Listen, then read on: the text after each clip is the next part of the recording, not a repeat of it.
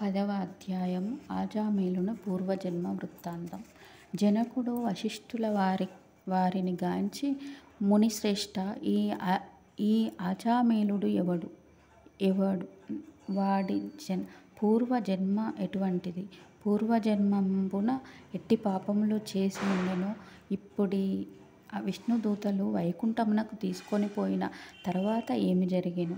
వివరించవలసినదిగా ప్రార్థించెను. అంతటా ఆ మునిశ్రేష్ఠుడు జనక మహారాజును గాంచి ఇట్లు పలికెను. జనక, ఆజామేలుని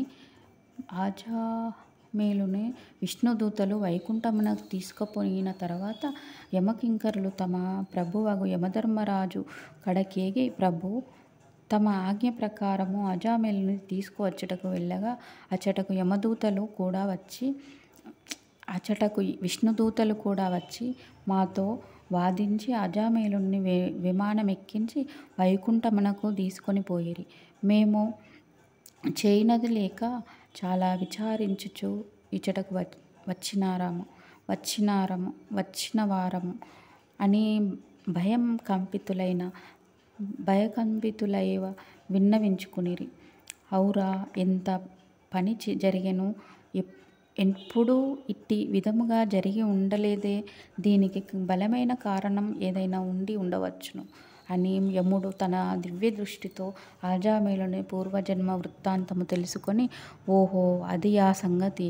తన అవసాన కాలమున నారాయణ అని వైకుంఠ వాసుని నామస్మరణ చేసి ఉండెను. అందులకు విష్ణుదూతలు వచ్చి వానిని తీసుకొని పోయిరి.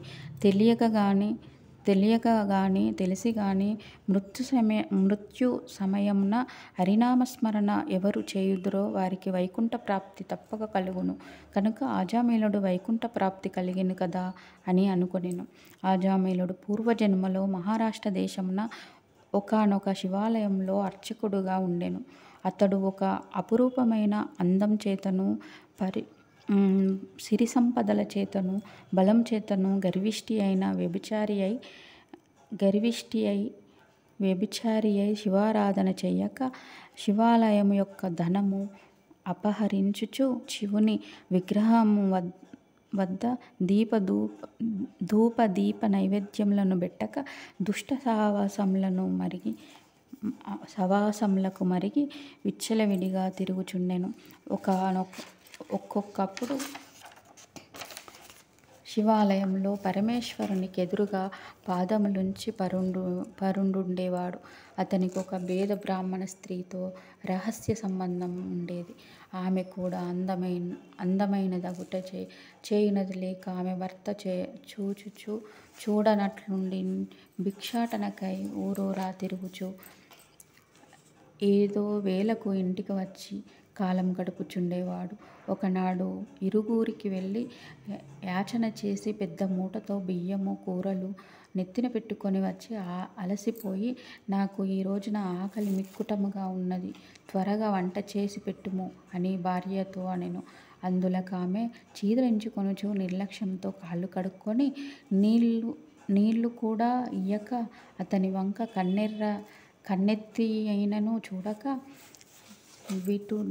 విటునిపై మనసు గలది అయి మగనిని తూలనాడుట వలన భర్తకు కోపం వచ్చి మూలాన ఉన్న కర్రతో బాదెను.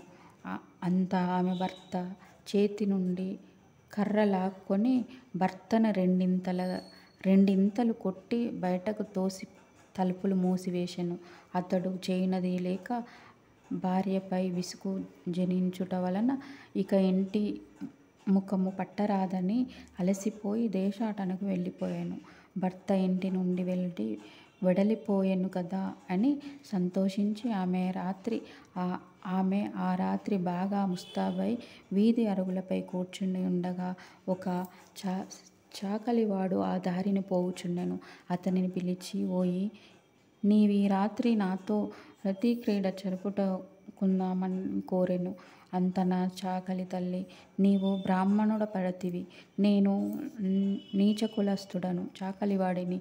మీరిరువి విధముగా పిలుచుట యుక్తము కాదు. నేనిట్టి పాపమును పాపపు పని చేయజాలను అని బుద్ధి చెప్పి వెడలిపోయెను. ఆమె చాకలివానిని అమాయకత్వమునకు లోన నవ్వుకొని అచ్చట నుండి బయలుదేరి ఆ గ్రామ శివార్చకుని కడకేగి తన కామవాంఛ తీర్చమని పరిపరి విధముల బ్రతిమాలి ఆ రాత్రంతయు అతనితో గడిపిన ఉదయమున ఇంటికి వచ్చి, అయ్యో, నేనింత పాపమునకు ఒడిగడితిని. అగ్నిసాక్షిగా పెళ్ళాడిన భర్తను ఇంటి నుండి వెడలగొట్టి క్షణికమైన కామవాంఛకు లోనై మహా అపరాధం చేసి తిని అని పశ్చాత్తాపమొంది ఒక కూలివానిని పిలిపించి కొంత ధనమిచ్చి తన భర్తను వెదకి తీసుకురావలసినదని పంపెను.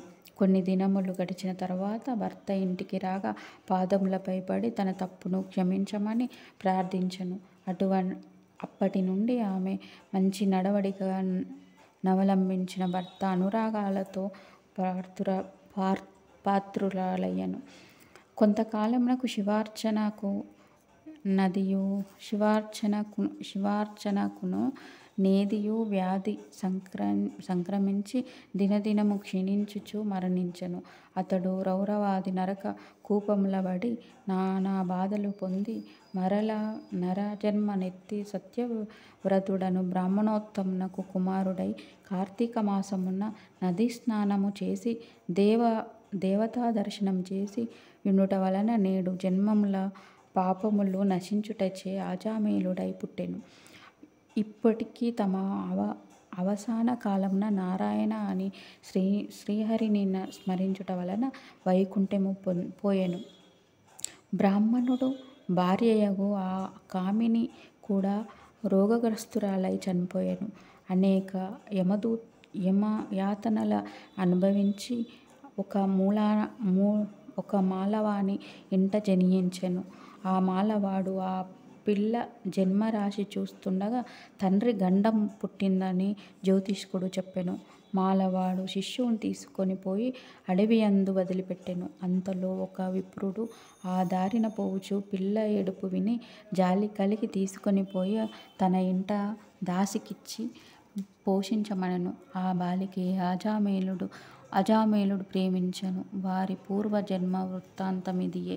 నిర్మలమైన మనసుతో శ్రీహరిని ధ్యానించుట, దానధర్మములు, శ్రీహరి కథలను ఆలకించుట, కార్తీక మాస స్నాన ప్రభావం వలన ఎటువంటి వారైనను మోక్షము పొందగలరు. కావున కార్తీక మాసమందు వ్రతములు, పురాణ శ్రవణములు చేసిన వారి ఇహపర సుఖములు పొందగలరు. దశమాధ్యాయము 10వ పారాయణము సమాప్తం.